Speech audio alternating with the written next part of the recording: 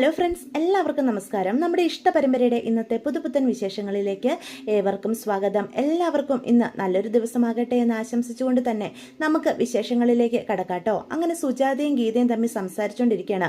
ഗീതയോട് സുജാത പറയും, ദേ ഞാനൊരു കാര്യം പറഞ്ഞേക്കാം, ഈ വീടോ ഇതിനെ ചുറ്റിപ്പറ്റിയുള്ള സ്ഥലമോ ഒന്നും കണ്ടിട്ട് നീ വെള്ളം ഇറക്കണ്ട. നിന്റെ കെട്ടിയവനോട് കൂടി നീ പറഞ്ഞ് മനസ്സിലാക്കിക്കോണം.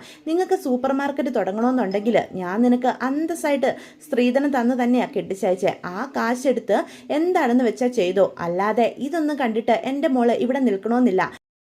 ഒരു കാര്യം ഞാൻ പറഞ്ഞേക്കാം, നിന്റെയൊക്കെ മനസ്സിലിരിപ്പ് എനിക്ക് നന്നായിട്ട് മനസ്സിലായ സ്ഥിതിക്ക് ഇനി ഒരു നിമിഷം നീ ഇവിടെ നിൽക്കണ്ട. നാളെ നേരം വെളുക്കുമ്പോൾ തന്നെ നീ നിന്റെ ദാസേട്ടനെയും കൊച്ചിനെയും കൂട്ടിക്കൊണ്ട് ഈ വീടിന്റെ പടി ഇറങ്ങിക്കോണം. അമ്മയെ കാണാനെന്നും പറഞ്ഞ് എൻ്റെ മോളെ ഇനി ബുദ്ധിമുട്ടി ഇങ്ങോട്ട് കയറി വരണമൊന്നുമില്ല. എനിക്ക് മക്കളൊന്നും ഉണ്ടായിട്ടില്ല എന്ന് ഞാനങ്ങ് കരുതിക്കോളാം. ഈ സുജാത ആരെയും കണ്ടിട്ടല്ല ഇത്രയും കാലം ജീവിച്ചത്. ഇനിയുമേ അധ്വാനിച്ച് ജീവിക്കാനുള്ള മനക്കെട്ടി എനിക്കുണ്ടടി എന്ന് പറയാം. അമ്മ എന്ത് കണ്ടിട്ടാണ് ഈ അഹങ്കരിക്കുന്നത് എന്നപ്പം ഗീത ചോദിക്കുക. എനിക്ക് ഒന്നും കണ്ടിട്ട് അഹങ്കരിക്കേണ്ട, ഞാൻ എന്നെ വിശ്വസിച്ച ഇത്രയും കാലം ജീവിച്ചത് അത് മതിയടി എന്ന് പറയാം.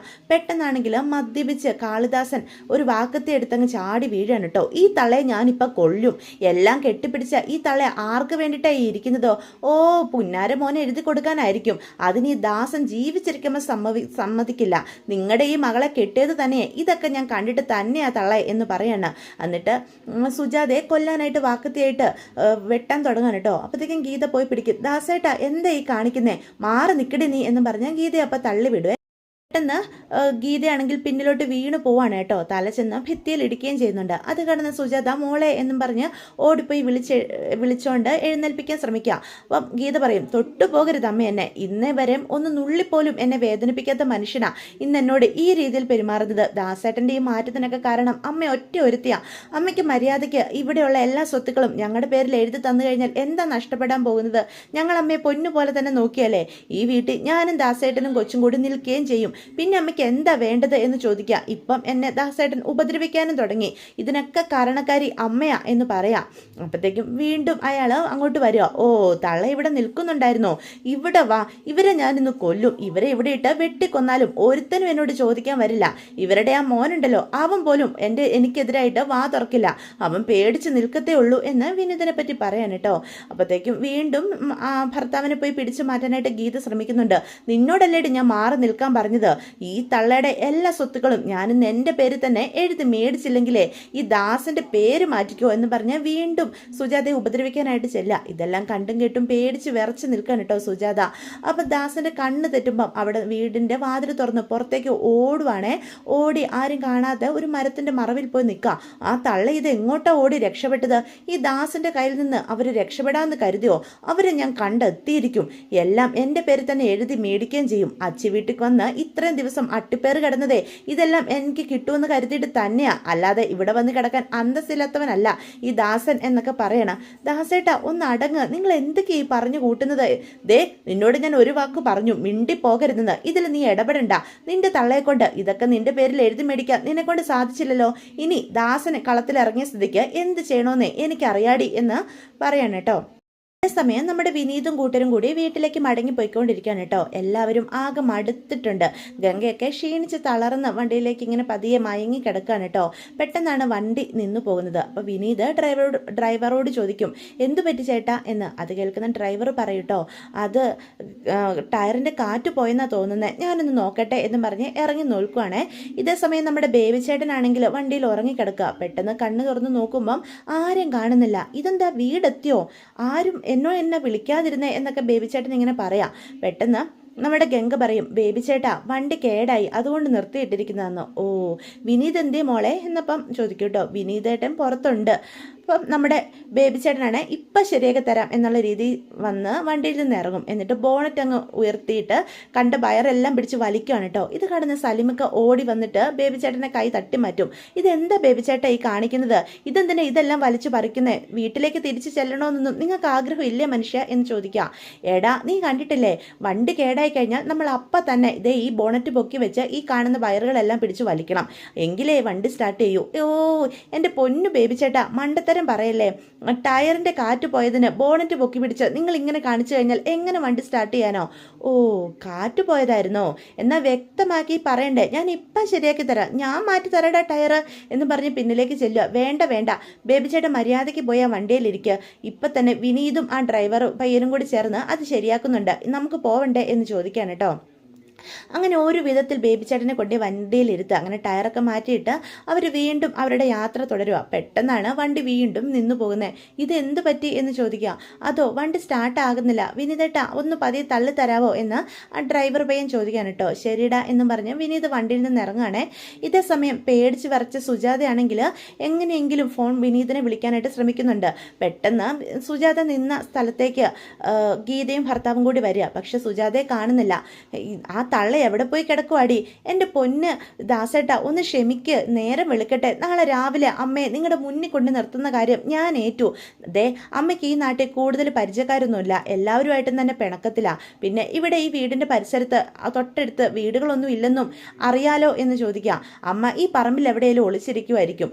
എത്ര നേരമെന്ന് കരുതി അമ്മയ്ക്ക് ഇവിടെ ഇങ്ങനെ ഒളിച്ചിരിക്കാനായിട്ട് സാധിക്കും? അതുകൊണ്ട് നേരം വെളുക്കുമ്പം അമ്മ ഇങ്ങോട്ട് കയറി വരും. അപ്പം നിങ്ങളുടെ മുന്നിൽ ഞാൻ നിർത്തിത്തരാം. നിങ്ങൾക്ക് എന്താണെന്ന് വെച്ചാൽ അമ്മയെ ചെയ്തോ, ഞാൻ ഒന്നും ചോദിക്കാനോ പറയാനോ വരില്ല. ഇപ്പം നിങ്ങൾ കയറി വന്നേ മനുഷ്യ എന്ന് പറഞ്ഞ് ദാസിനെ വിളിച്ചുകൊണ്ട് അകത്തേക്ക് പോവാണ് കേട്ടോ. ദേ, നാളെ നേരം വെളുക്കുന്നത് വരെ ഞാൻ ക്ഷമിക്കും. ആ തള്ളയെ നീ എൻ്റെ മുന്നിൽ നിർത്തി തന്നില്ലെങ്കിൽ പിന്നെ എന്താ വേണ്ടതെന്ന് ഈ ദാസനറിയാമെന്ന് പറയാം. ഞാൻ പറഞ്ഞില്ലേ, അമ്മ നാളെ തന്നെ എല്ലാം നമ്മുടെ പേരിൽ എഴുതി തരും, അതിനുള്ളത് ഞാൻ ചെയ്തോളാം എന്ന് പറയാം. അപ്പം ഇതെല്ലാം കേട്ടുകൊണ്ട് സുജാത നിൽക്കുന്നത്. സ്വന്തം മകളുടെ വാക്കുകൾ കേൾക്കുന്ന സുജാത തകർന്നടിയാണ്. തന്നെ കൊലയ്ക്ക് കൊടുത്താലും അവക്ക് സ്വത്തുക്കൾ മതി എന്നുള്ള തൻ്റെ മകളുടെ വാക്കുകൾ സുജാതയെ തകർത്ത് കളയാണ് കേട്ടോ. ഈ മക്കൾക്ക് വേണ്ടിയാണല്ലോ താൻ ഇത്രയും കഷ്ടപ്പെട്ടത് എന്നൊക്കെയുള്ള ചിന്ത സുജാതയുടെ മനസ്സിലേക്ക് വരിക. അവർ കയറിപ്പോയി എന്ന് ഉറപ്പാക്കിയപ്പം വീണ്ടും വിനീതിനെ ഫോൺ വിളിക്കാനായിട്ട് തുടങ്ങാണ്.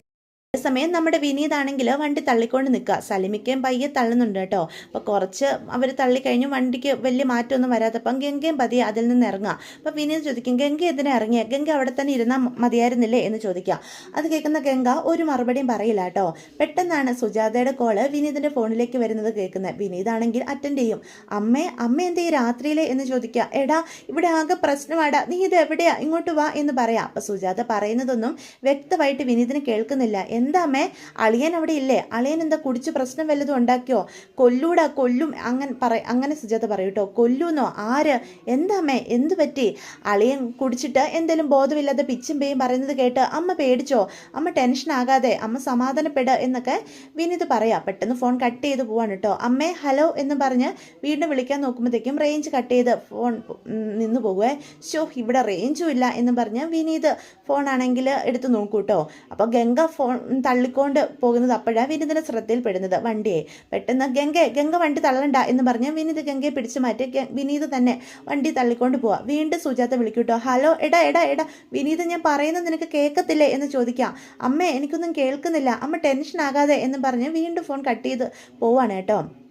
അങ്ങനെ വണ്ടി സ്റ്റാർട്ട് ചെയ്തപ്പോൾ അവരെല്ലാവരും വണ്ടിയിൽ കയറി ഇരിക്കുക. പക്ഷെ അമ്മ പറഞ്ഞ വാക്കുകൾ കേൾക്കുന്ന വിനീത് ശരിക്കും പേടിച്ചു പോകുന്നുണ്ട്. അമ്മയ്ക്കിനി എന്തെങ്കിലും അപകടം ഉണ്ടായോ? അമ്മ എന്താ പറഞ്ഞത്? ഒന്നും വ്യക്തമാകുന്നില്ലല്ലോ. ഇനി അളിയൻ കുടിച്ചവിടെ ബഹളം വല്ലതും വെച്ചോ?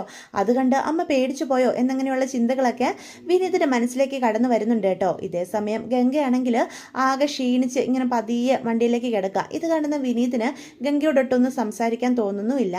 ഇതേസമയം നേരം വെളുക്കുമ്പോൾ തന്നെ അവരൊക്കെ വീട്ടിൽ തിരിച്ചെത്തിയിട്ടുണ്ട് കേട്ടോ. നമ്മുടെ ഗംഗ അടുക്കളയിലുണ്ട്. തൊട്ടടുത്ത് തന്നെ കാവേരി നിൽപ്പുണ്ട്. അപ്പം ഗംഗ പറയുന്ന കഥ കേൾക്കുന്ന കാവേരിക്ക് ചിരി അടയ്ക്കാൻ സാധിക്കുന്നില്ല. ദേ കാവേരി, ഇങ്ങനെയാണ് ഞാൻ നിന്നോട് ബാക്കി കഥ പറയില്ല കേട്ടോ, പ്ലീസ് ഗംഗേച്ചി ബാക്കി കൂടി പറയണം, നല്ല രസമുണ്ട് കേൾക്കാനായിട്ട്. എന്നിട്ട് ഞങ്ങൾ ഇവിടെ എത്തിപ്പെട്ടു. ആ ഡ്രൈവർ ആദ്യം തന്നെ ഞങ്ങളെ ഇവിടെ കൊണ്ട് വിട്ടത്, എവിടെയെങ്കിലും ഒന്ന് കിടന്നാൽ മതി എന്നുള്ള അവസ്ഥയിൽ എത്തിച്ചേർന്നായിരുന്നു ഞാൻ. അത് കഴിഞ്ഞ് അവരെയും കൊണ്ട് അവരുടെ വീടുകളിലേക്ക് പോയത്. അപ്പം ട്രിപ്പ് എങ്ങനെ ഉണ്ടായിരുന്നു? അതല്ലേ നിന്നോട് ഇത്ര നേരം പറഞ്ഞത്. എങ്കിലും എൻ്റെ ഗംഗേച്ചിയുടെ ഹണിമൂൺ ഇത്രയ്ക്ക് സംഭവബഹുലമായി മാറുമെന്ന് ഞാൻ ഒരിക്കലും കരുതിയില്ല എന്ന് കാവേരി പറയാം. എൻ്റെ പൊന്നടി, നേരം വെളുക്കാറായപ്പോഴാണ് ഞങ്ങൾ ഇവിടേക്ക് വന്നത്. ഞങ്ങൾ വന്നപ്പോൾ കാണുന്നതാരെയാ? അമ്മയാണ് ചൂലും പിടിച്ച മുറ്റത്ത് തന്നെ നിൽക്കുന്നുണ്ട്. എന്നെ കണ്ടപ്പോഴേ എങ്ങനെയുണ്ടായിരുന്നു മോളെ യാത്ര എന്ന് ചോദിക്കുന്ന ഞാൻ കരുതിയത്. പക്ഷെ നമ്മുടെ അമ്മ ഞെട്ടിച്ച് കളഞ്ഞടി. ഗംഗേച്ചിയുടെ എന്താ അമ്മ ചോദിച്ചത് എന്നപ്പോൾ കാവേരി ചോദിക്കും. അമ്മ എന്നോട് ചോദിക്കാടി, പോയി അടുക്കള കയറി ചായ എടുത്തിട്ട് വരാൻ. ഞാൻ ഞെട്ടിപ്പോയടി. എനിക്ക് എവിടെയെങ്കിലും ഒന്ന് കിടന്നാൽ മതിയെന്നേ ഉണ്ടായിരുന്നുള്ളൂ. ഞാൻ പോയി കിടന്നു. കിടന്നു, എന്നിട്ട് ഇപ്പോഴാ എഴുന്നേൽക്കുന്നത് എന്ന് പറയാം. അല്ല, നിനക്കും കൂടി ഞാൻ ചായ എടുത്ത് തരട്ടെ എന്ന് കാവേരിയോട് ചോദിക്കാം. എന്തായാലും ഗംഗേച്ചി ചായ എടുക്കുമല്ലേ, എനിക്കും കൂടി എടുത്തോ എന്ന് കാവേരി പറയാം. അല്ല, ഞങ്ങൾ പോകാൻ നേരത്ത് നിന്നെ കണ്ടില്ലല്ലോ, നീ എവിടെ പോയതായിരുന്നു? അത് ഒരു അന്വേഷണത്തിന് ഇറങ്ങി തിരിച്ചതാ ഗംഗേച്ചി എന്ന് പറയാം. അന്വേഷണോ? നിവിനില്ലേ, നിവിൻ വിളിച്ചിട്ടാണ് ഞാൻ പോയത്. നിവിൻ ആ ജയബാലന്റെ അനന്തരവനല്ലേ? അതിന് ഗംഗേച്ചിക്ക് ഓർക്കുന്നുണ്ടോ, അച്ഛൻ നമ്മളെ ഒരു തോട്ടം മേടിക്കുന്ന കാര്യം പറഞ്ഞതും നമ്മളെ അവിടെ കൊണ്ടേ കാണിച്ചതും നമ്മളെല്ലാവരും കൂടി അവിടെ ഇരുന്ന് ആഹാരം കഴിച്ചതൊക്കെ ഓർക്കുന്നുണ്ടോ? കുറിഞ്ഞിമല എന്നുള്ള സ്ഥലത്ത് അവിടെ തൊട്ടടുത്ത് ഒരു ആദിവാസി അമ്പലമൊക്കെ ഉണ്ടായിരുന്നേ. അത് ഒരിക്കലും മറക്കില്ലല്ലോ. നമ്മുടെ അച്ഛനുമായിട്ട് ബന്ധപ്പെട്ട ഒരു കാര്യവും ഞാൻ ഒരിക്കലും മറക്കില്ല മോളെ എന്ന് ഗംഗ അപ്പം പറയാം. ഇപ്പം അതിനെന്താ പ്രശ്നം? അതേ തോട്ടം, നമ്മളന്ന് അവിടെ പോയി കണ്ട സെയിം തോട്ടം, അത് ജയബാലങ്ങൾ മേടിച്ചെന്ന് നിവിൻ എന്നെ അറിയിച്ചു. അപ്പം നിവിന് ഒരു സംശയം, അത് അച്ഛൻ മേടിച്ച തോട്ടമല്ലേന്ന്. അതിൻ്റെ അന്വേഷണത്തിനായിട്ട് ഞങ്ങൾ പോയതായിരുന്നു ചേച്ചി. അയാൾ ചതിച്ചതാണെന്ന് എനിക്ക് തോന്നുന്നത്. നമ്മുടെ അച്ഛൻ മേടിച്ച അതേ തോട്ടമാണ് അയാളുടെ ആണെന്ന് പറഞ്ഞ് അയാൾ അവിടെ നിവിനെ കാണിച്ചു കൊടുത്തിരിക്കുന്നത്. അത് നിങ്ങളുടെ തെറ്റിദ്ധാരണയായിരിക്കും. അങ്ങനെ എങ്ങനെ സംഭവിക്കുക? നമ്മുടെ അച്ഛൻ മേടിച്ചതുപോലത്തെ തോട്ടം ഒരുപാടെണ്ണം പലയിടത്തും കാണത്തില്ലേ? ഈ കുന്നും മലയും നിറഞ്ഞ നാട്ടിൽ എല്ലാ സ്ഥലവും ഏകദേശം ഒരുപോലെ തന്നെയല്ലേ? പല സ്ഥലങ്ങളുടെയും അതിര ആദിവാസി കോളനി. അപ്പം പിന്നെ നിനക്ക് തെറ്റുപറ്റിയതാകും. ഇല്ല ചേച്ചി, എനിക്ക് തെറ്റുപറ്റിയതല്ല. അത് ഉറപ്പിക്കാൻ ഒരു സംഭവം ഉണ്ടായി.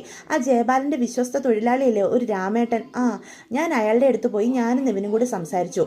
അയാളുടെ അപ്പത്തെ ഉരുണ്ടുകളി ഒന്ന് കാണണമായിരുന്നു ചേച്ചി. അയാൾക്ക് എന്തൊക്കെയോ സത്യങ്ങൾ അറിയാം, നമ്മളിൽ നിന്ന് മനഃപൂർവ്വം മറച്ചു പിടിക്കുന്നതാ.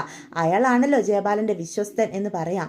മോളെ, ഇതിൻ്റെയൊക്കെ പിന്നാലെ പോയി അപകടം വരുത്തി വെക്കുവോ ചേച്ചി? നമ്മുടെ അച്ഛൻ കഷ്ടപ്പെട്ടുണ്ടാക്കിയ തോട്ടവാ അതെങ്കിൽ അത് നമുക്ക് തിരികെ വേണം ചേച്ചി. അങ്ങനെ അച്ഛൻ ഉണ്ടാക്കിയതൊന്നും അയാൾ അനുഭവിക്കേണ്ട, അതിന് ഞാൻ സമ്മതിച്ചു കൊടുക്കുകയും ചെയ്യത്തില്ല എന്ന് പറയാൻ കേട്ടോ. അത് കേൾക്കുമ്പം ഗംഗയും തൻ്റെ അച്ഛൻ്റെ ഓർമ്മകളിലേക്ക് പോവാം. ഇപ്പോഴും അച്ഛൻ മരിച്ചു പോയെന്ന് എനിക്ക് വിശ്വസിക്കാൻ സാധിക്കാറില്ല. ചില ദിവസം നേരം വെളുക്കുമ്പം അച്ഛൻ ആ വരാന്തയിൽ പത്രം വായിച്ചിരിക്കുന്നത് പോലെ എനിക്ക് തോന്നൂടി. ചിലപ്പം അപ്പുറത്തെ മുറിയിൽ കിടന്ന് ഉറങ്ങുന്നത് പോലെ അച്ഛൻ ഇപ്പോഴും നമ്മുടെ കൂടെ ഉണ്ടെന്ന എൻ്റെ വിചാരം എന്ന് പറയാം. നമ്മുടെ അച്ഛന് ഒരിക്കലും നമ്മളെ ഇട്ടിട്ട് പോകാൻ സാധിക്കില്ല ചേച്ചി. അച്ഛൻ കാറ്റായും തണലായും ഒക്കെ നമ്മുടെ കൂടെ തന്നെ എപ്പോഴും ഉണ്ടാകും എന്ന് കാവേരി അപ്പം പറയാണ് കേട്ടോ. ഇതേ സമയം ആ രാമൻ ഉണ്ടല്ലോ, അയാളാണെങ്കിൽ അയാളുടെ ഭാര്യയെ വിളിക്കുകയാണ്, ഭവാനിയെ. എടി ഭവാനി, നീ ഇത് എന്നെടുത്തോണ്ടിരിക്കുമായിരുന്നു, ഞാൻ എത്ര നേരമായി ഫോൺ വിളിക്കുന്നു എന്ന് പറയാം. എൻ്റെ പൊന്നു രാമേട്ട, ഞാൻ രാവിലെ കുറച്ച് ചൂട്ട് വെട്ടി വെക്കുമായിരുന്നു, അപ്പോഴാണ് നിങ്ങൾ വിളിച്ചത്. അല്ല, എന്താ ഈ സമയത്തൊരു വിളി? ഞാൻ ജയബാലൻ സാറ് പറഞ്ഞിട്ട് ഒരു സ്ഥലം വരെയും പോകുക, ചിലപ്പം എന്നെ അന്വേഷിച്ച ഒരാൾ അവിടെ വരും. രാമേട്ടനെ അന്വേഷിച്ച് ഇവിടെ ആര് വരാനാ? ആ അരവിന്ദൻ സാറല്ലേ മരിച്ചുപോയ? അരവിന്ദൻ സാറിൻ്റെ മോള് കാവേരി ചിലപ്പം എന്നെ അന്വേഷിച്ച് അവിടെ വരാൻ സാധ്യതയുണ്ട് എന്ന് പറയാം. കാവേരി. അപ്പം അത്രയും പറയുമ്പോഴത്തേക്കും ഫോൺ കട്ട് ചെയ്ത് പോവാണ് കേട്ടോ. റേഞ്ചിൻ്റെ പ്രശ്നം ഉണ്ടല്ലോ. അത് കേൾക്കുമ്പോഴത്തേക്കും രാമേട്ടന് ദേഷ്യം വരും. ഈ പോത്ത് പറഞ്ഞു തീരുന്നതിന് മുന്നേ ഫോൺ കട്ടാക്കിയതാണോ അതോ റേഞ്ച് പോയതാണോ എന്താണോ എന്തോ ഒരു കാര്യം വ്യക്തമായിട്ട് കേൾക്കാൻ അവൾ നിന്ന് തരത്തില്ല എന്ന് പറഞ്ഞ് ദേഷ്യപ്പെട്ട് നിൽക്കുകയാണ് കേട്ടോ. കാവേരി, ആ പെങ്കൊച്ചിനെ എനിക്ക് നന്നായിട്ട് അറിയാലോ. ആ പുറത്തൊക്കെ പോയി പഠിച്ച പെങ്കൊച്ച്. അവളിപ്പം രാമേട്ടനെ കാണാനായിട്ട് ഇങ്ങോട്ട് വരും, അതായിരിക്കും രാമേട്ടൻ ഉദ്ദേശിച്ചത് എന്നും പറഞ്ഞ് ആ സ്ത്രീ അവിടെ നിൽക്കുകയാണ് കേട്ടോ. ഇതേസമയം നമ്മുടെ സുജാതയാണെങ്കിൽ നേരം വെളുത്തതിന് ശേഷം തണുത്ത് മരവിച്ച് ആ പറമ്പിൽ തന്നെ ഇങ്ങനെ ഇരിക്കുകയാണ്, എന്ത് ചെയ്യണമെന്നറിയാതെ. അപ്പോൾ ഇതൊക്കെയാണ് ഇന്നത്തെ എപ്പിസോഡിൻ്റെ വിശേഷങ്ങൾ. ഇപ്പോൾ വീഡിയോ ഇഷ്ടപ്പെട്ടുവെങ്കിൽ ചാനൽ സബ്സ്ക്രൈബ് ചെയ്യാൻ മറക്കരുത്, ലൈക്ക് ചെയ്യാനും മറക്കരുത്, നിങ്ങളുടെ അഭിപ്രായങ്ങൾ കമൻസ് വഴി എന്നെ അറിയിക്കാനും മറക്കരുത്. അപ്പോൾ എല്ലാവർക്കും ഗുഡ് ബൈ.